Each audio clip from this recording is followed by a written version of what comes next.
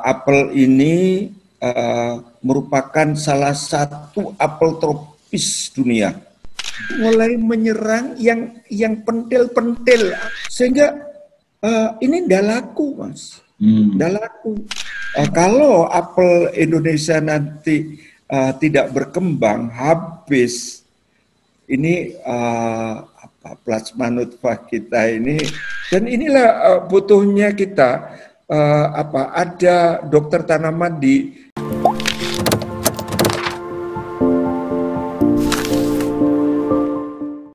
Assalamualaikum warahmatullahi wabarakatuh.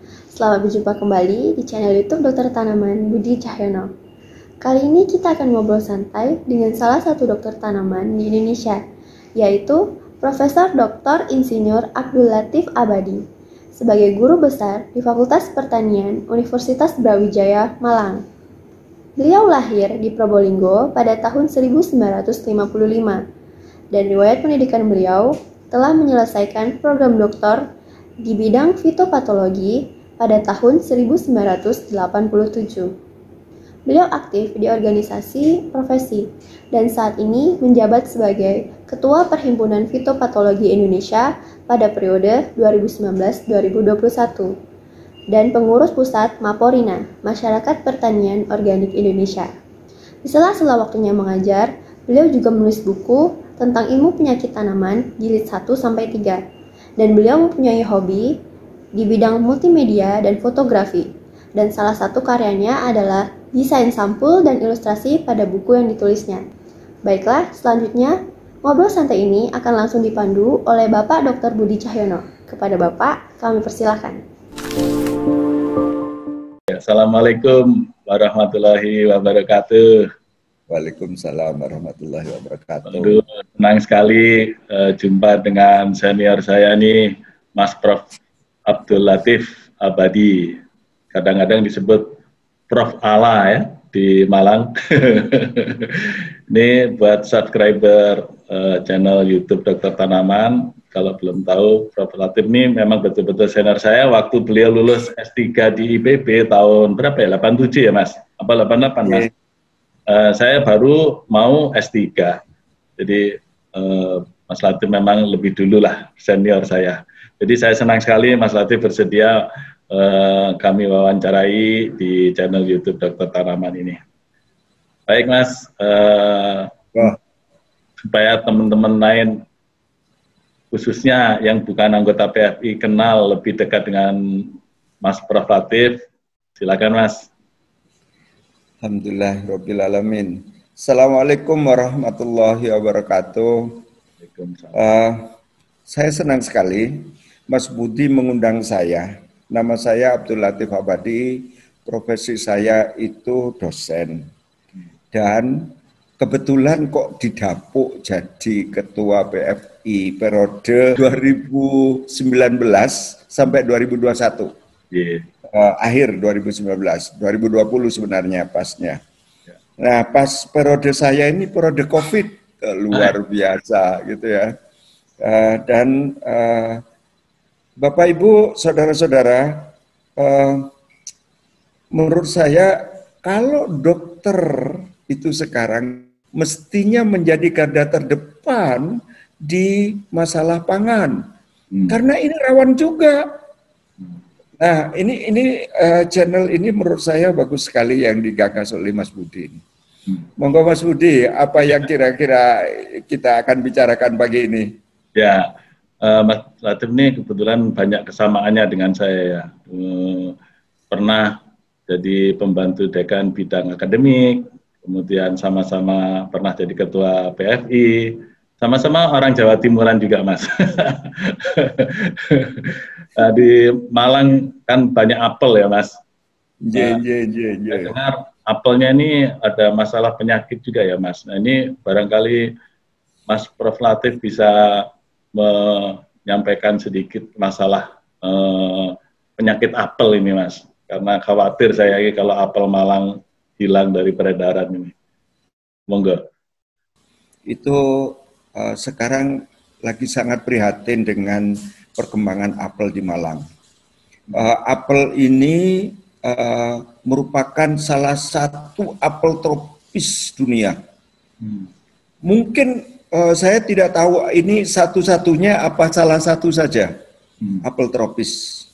Kalau apel Indonesia nanti tidak berkembang, habis, ini plasma nutfah kita ini yang barangkali Brawijaya yang paling paling bertanggung jawab gitu ya. Harus mengawal nih Mas. Nah, Mas Budi tahu apel ini itu selain di Batu, Pujon, Poncokusu, di Sawo, di Nongko Jajar, yang itu merupakan Kabupaten Pasuruan, tapi masih dekat dengan Malang. Nah, sehingga ini Malang Raya dan sekitarnya lah, gitu ya. Dan anehnya apel ini pernah kami diminta untuk menanam di Malaysia, di pegunungan di Malaysia. Itu enggak tumbuh, Mas. Enggak tumbuh, karena solumnya dangkal di sana, gitu kan. Jadi ini anugerah besar, hanya masalahnya sekarang 2-3 tahun ini petani apel mulai mengkonversi tanamannya menjadi jeruk. Oh, ya. Nah, ini masalah Mas Budi. Kenapa? Awalnya itu adalah bitterot. Selain sebenarnya ada hama, yaitu hama kutu perisai. Nah, khusus masalah bitterot ini, dulu petani tidak ada masalah. Tidak ada masalah. Kenapa? Karena penyakit ini hanya menyerang pada buah-buah yang hampir masak. Yang sudah tua, yang sudah gede, sehingga panen agak awal dikit, bereslah. Tidak ada masalah dengan bitterot. Muncul. Saya tidak tahu awalnya, kira-kira 3 tahun yang lalu atau 4 tahun yang lalu, Malang heboh. Karena apa? Petani kemudian berdemonstrasi membuang apelnya dan seterusnya. Kemudian mengeluh panjang pendek tentang masalah apel. Mulai menyerang yang pentil-pentil. Apa itu pentil itu Pak Putih ya? Ya, buah yang masih kecil lah. Nah, buah yang masih kecil, masih muda. Sehingga ini tidak laku, Mas. Tidak laku. Mau dibuat apa saja pun nggak laku. Akibatnya apa? Petani walaupun sekarang nyemprot misalnya, berapa lama dia akan nyemprot? Kalau pentil saja sudah terserang. Akhirnya apa? Dibuang begitu saja. Dan petani kemudian kalau sudah 2-3 kali gagal, artinya 2-3 masa panen itu gagal, petani akan mengganti jeruknya. Sudah tidak ada lagi katanya petani itu untuk modal. Sehingga lebih baik konversi. Ini masalah Mas Budi. Ini real masalah. Gitu kan? Dan inilah butuhnya kita ada dokter tanaman di jajaran. Sebenarnya Kementerian Pertanian sudah gerak. Hanya karena mereka itu juga dibebani banyak beban, terutama pangan, untuk mengamankan pangan, kedelai aja ada masalah dan seterusnya, sehingga perhatian apel sudahlah gitu kan. Padahal ini kekayaan Indonesia luar biasa menurut saya ini. Itu Mas Budi. Ya. Untuk PHT-nya seperti apa Mas untuk penyakit ini? Ya, sebenarnya kami sudah mulai sekarang. Pertama dulu adalah bagaimana petani-petani ini memperlakukan tanamannya. Artinya dari sisi agronomi, dari sisi proteksi tanaman selama ini apa yang dilakukan. Potret ini nanti dalam bentuk diskusi dengan petani dan sudah dilakukan sekarang, dan kami melibatkan banyak teman-teman yang lain. Dari entomologi itu Pak Gatot Mujiono, mungkin Mas Budi kenal ini. Teman-teman yang profesinya PHT atau yang ke sana itu kenal dengan Pak Gatot Mujiono. Kemudian itu namanya penelusuran budidaya. Artinya nanti akan dibuat semacam teknologi PHT-nya. Plot satunya itu plot cara petani, plot satunya plot cara PHT. Nah, diharapkan dua plot ini berjalan dan petani mengamati. Ini sudah kami inisiasi, sudah 3-4 kali pertemuan dengan petani, bahkan yang terakhir itu sudah dibuka secara resmi oleh dekan, dalam hal ini ketua jurusan HPT di Malang.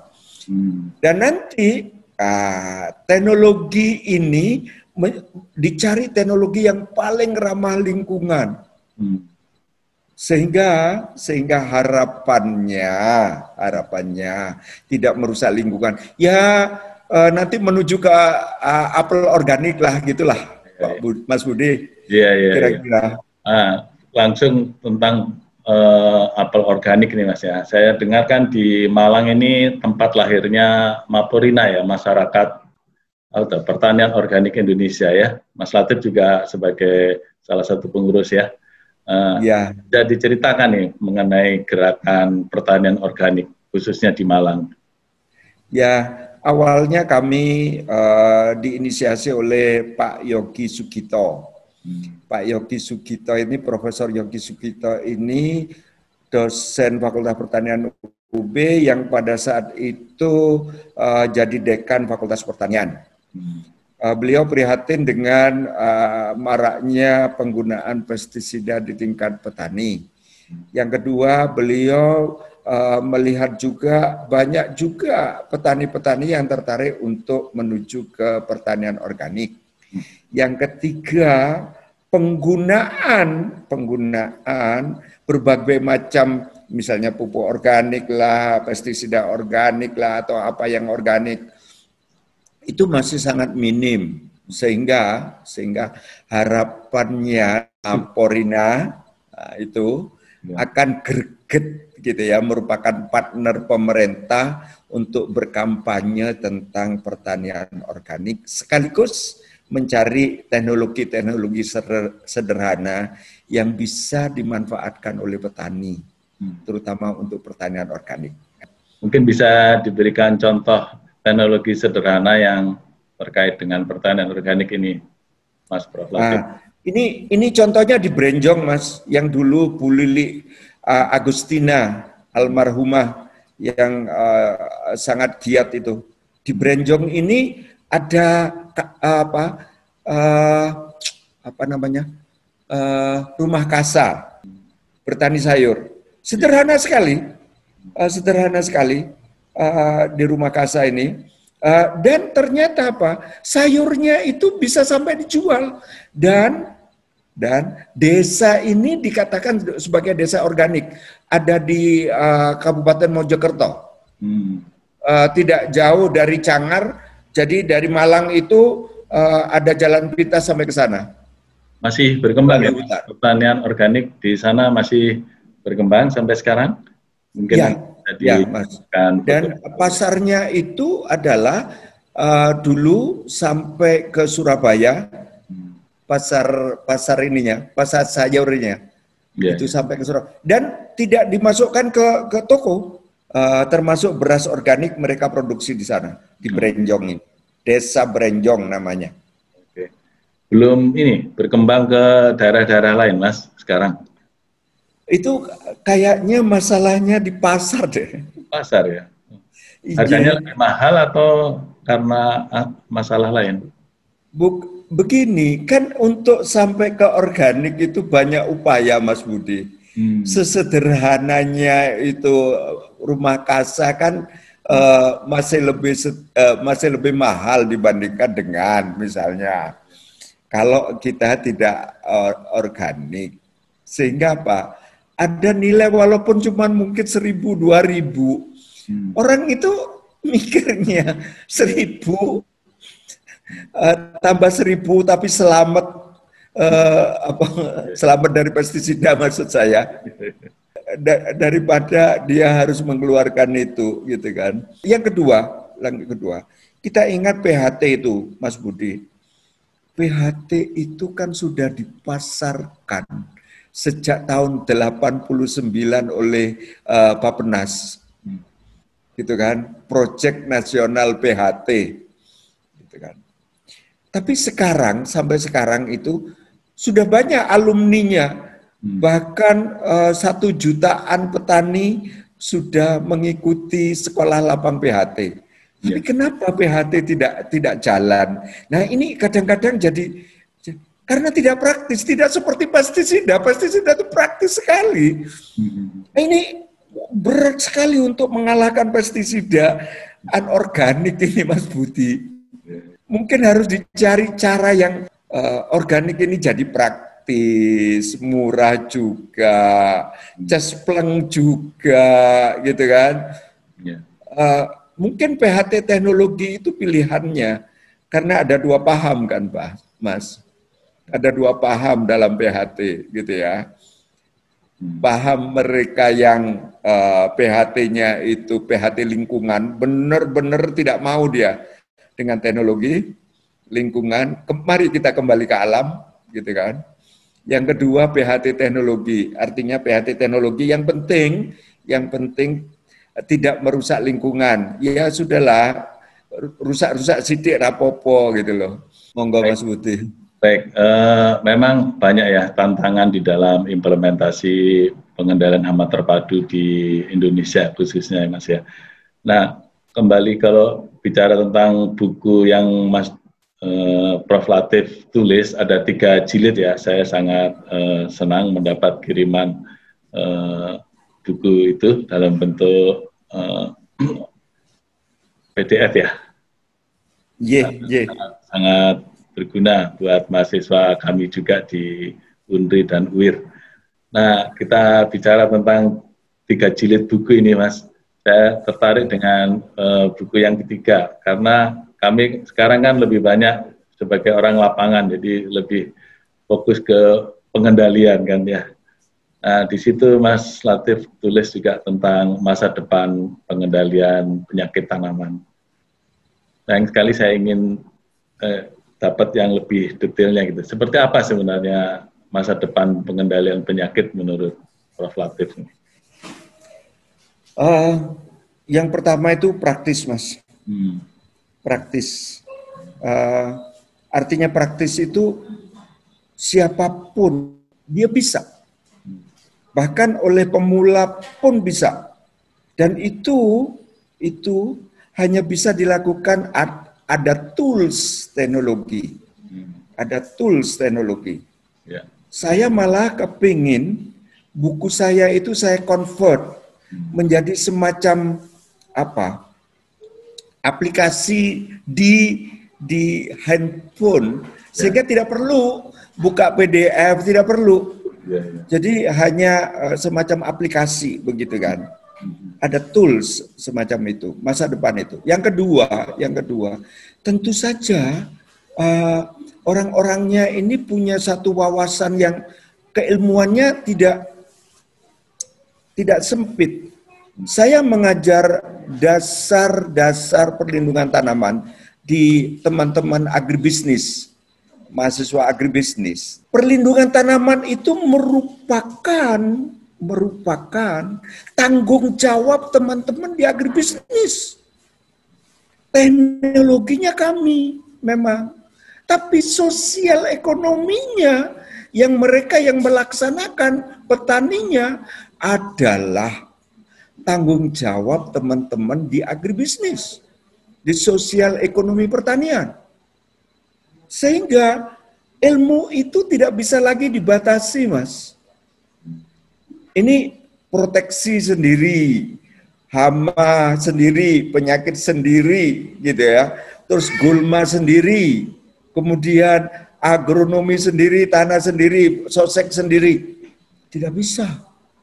Sekarang itu petani itu membutuhkan hal yang sangat praktis ke depan. Terus ada lagi isu tentang teknologi yang spesifik gitu, apa istilahnya ada, hanya menurut saya kalau itu bisa dipadukan dengan masalah isu-isu, tiga isu Mas.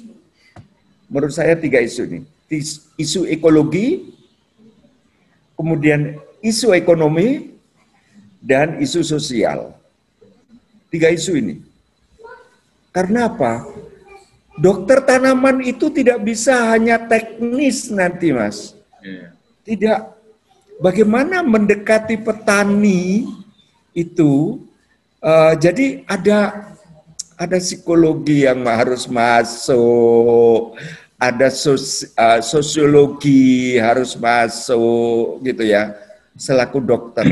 Jadi dokter umum lah dulu gitu ya, dokter umum lah dulu gitu ya. Kemudian ada dokter spesialis nanti barangkali ini lahannya mereka-mereka yang S2, yang kemudian sudah mengambil apanya gitu kan. Nah, ada dokter-dokter spesialis. Itu yang saya bayangkan tentang masa depan pertanian Indonesia. Indonesia, Mas. Indonesia. Gitu ya. Baik. Memang kompleks, Mas ya. Tidak cukup teknologi, tapi juga harus paham tentang ekologi dan juga sosiologi. Betul. Ini pendekatan yang terpadu dari berbagai sisi ilmu dan pengetahuan. Baik. Kalau bicara kembali ke penyakit ya Mas ya, dalam buku yang ketiga itu kan selain pengendalian kan ada epidemiologi. Oh ya. Sangat penting sebagai dasar di dalam pengelolaan penyakit tanaman. Nah, tentang epidemi ini masyarakat mungkin lebih kenal sekarang pandemi ya, pandemi COVID ini. Sedangkan di penyakit tanaman kan sering juga kita mengalami adanya epidemi penyakit ya, sebaran penyakit yang sangat cepat dan luas. Sementara kalau pandemi COVID ini udah global ya. Nah, tentang epidemi penyakit tanaman, Mas, ada contoh yang menarik menurut Mas Prof. Latif nih untuk disampaikan. Silakan, Mas. Ya. Tunggro, Mas. Tunggro ya. Tunggro itu dia itu memang penyakit ini terus ada, gitu ya. Dan ada di satu tempat terus menerus, nggak pernah hilang dia. Contohnya di Banyuwangi itu daerah-daerah endemi, biasanya kita sebut daerah endemi penyakit. Kemudian sekarang muncul penyakit hawar daun pada padi, endemi juga nantinya, gitu kan? Karena hampir-hampir sangat sedikit varietas yang tahan, dan itu pun tidak ditanam oleh petani, gitu kan? Dan jarang ditanam oleh petani, gitu, varietas itu. Kemudian penyakit-penyakit yang tadi pada apel, gitu ya, pada apel, gitu. Ada penyakit bitter rot yang tidak kemana-mana dia. Kemudian Phytophthora infestan pada kentang. Kalau petani tidak nyemprot, habislah. Nah, itu sampai istilah seperti itulah petani itu. Saya pernah menanam kentang itu hampir 100%, Mas. Saya ideal gitu ya. Wah, saya tidak maulah dengan fungisida, cobalah gitu kan. Tapi memang permasalahannya ada sudah sering menggunakan pestisida. Sehingga saya tengarai di situ yang namanya Phytophthoranya itu sudah tahan. Sudah peng-pengan, ini tidak bisa hanya dengan cara tanamannya ini ditahan-tahankan dengan berbagai macam pengelolaan. Sehingga epidemi itu menurut saya sudah merupakan sesuatu keharusan. Bahkan di buku saya yang ketiga, Mas, Hmm. Yang namanya pengendalian itu didasarkan pada epidemi. Ya. Jadi di situ tidak saya tekankan kepada pengendalian secara fisik, mekanis, kimia, bukan. Tetapi kepada strategi dan taktik. Dan di situ ada banyak pengendalian yang saya propose, kemudian bisa dilihat nanti di buku 3. Ya. Luar biasa, sangat komprehensif itu epidemiologi yang dijelaskan di situ ya Mas. Kalau yang di Malang, isu apa yang paling penting saat ini di bidang penyakit tanaman Mas, selain masalah apel tadi? Ya, pada jagung, Bulai ini jadi masalah. Kemudian jagung juga penyakit Pantoya, Stewiti, yang sudah mulai nih, gitu kan? Yang sudah mulai nih. Satu lahan, walaupun lahan ini memang punya satu perusahaan, hampir 70%, Mas. Hampir 70% layu. Karena Pantoya ini.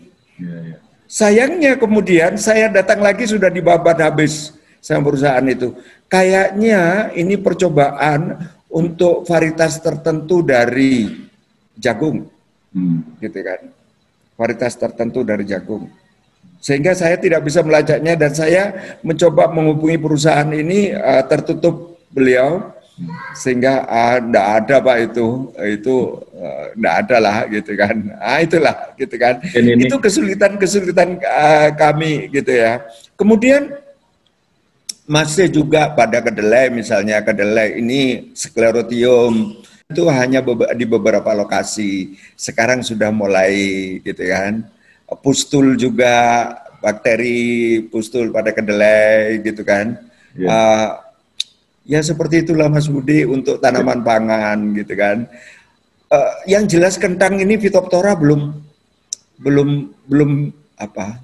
bisa diatasi. Saya bilang belum.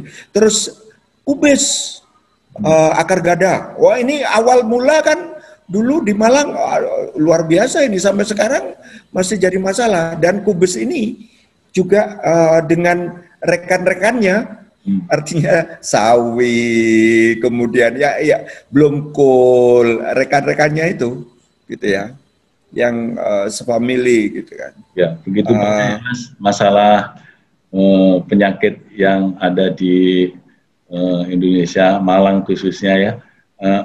Dari Universitas Brawijaya sendiri, khususnya di lab Prof. Latif, mungkin ada teknologi yang ingin disampaikan untuk membantu petani. Hasil penelitian dari teman-teman di Universitas Brawijaya yang bisa di-highlight di sini untuk disampaikan ke para kolega dokter tanaman maupun petani pada umumnya. Silakan Mas. Ya, jadi sebenarnya kalau penelitian kami itu lebih banyak ke arah bagaimana meningkatkan ketahanan tanaman melalui PGPR misalnya, melalui mikorizа, melalui biological control dan seterusnya. Kami menyediakan produk-produk itu. Masa COVID ini rupanya produksinya agak sedikit berhenti Mas, karena masalah lab, gitu kan. Jadi penelitian-penelitian mahasiswa itu mengarahnya ke sana. Yang kedua, kami ada penekanan itu kepada PHT kalau untuk masalah pangan dan seterusnya, ke arah PHT. Dan moto kami itu ke arah ke sustainable agriculture, Mas. Ke arah jadi kami mengarahkan ke sana. Sehingga kalau dari aspek praktis ya barangkali produk-produk yang untuk meningkatkan ketahanan itu yang banyak gitu kan. Nanti akan coba saya bicarakan dengan Pak Kajur apa yang bisa kita share di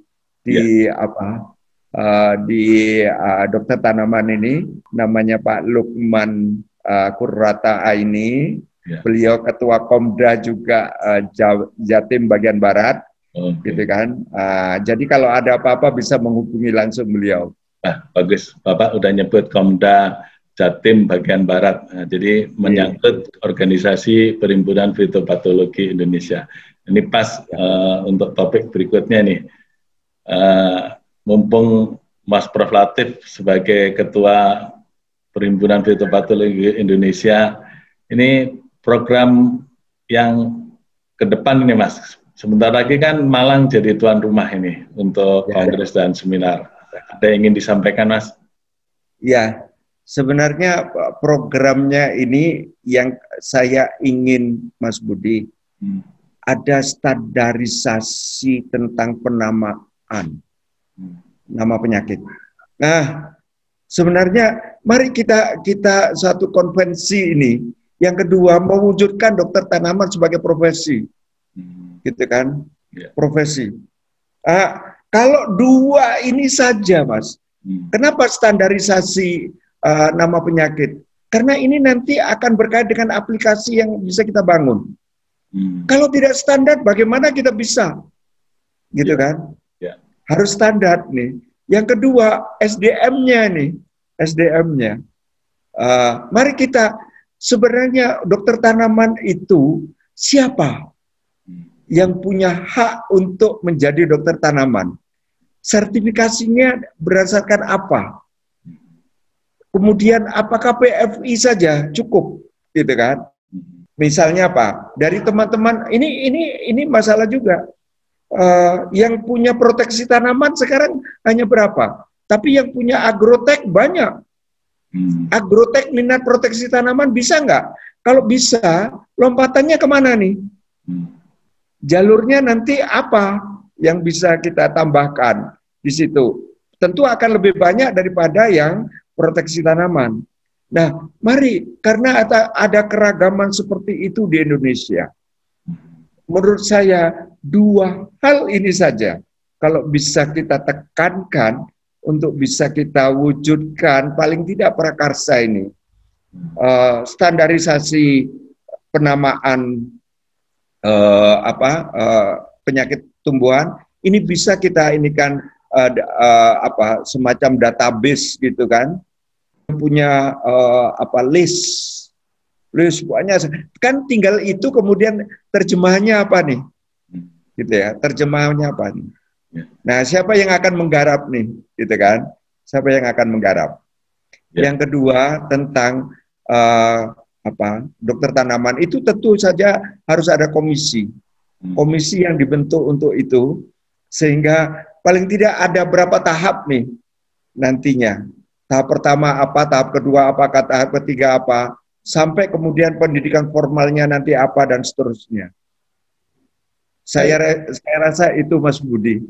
Ya, nampaknya akan perlu ada komisi untuk standarisasi istilah penyakit tanaman ya Mas, dan juga nanti untuk pembentukan profesi dokter tanaman, tidak hanya PFI tapi juga melibatkan perhimpunan profesi yang lain seperti Perhimpunan Entomologi Indonesia.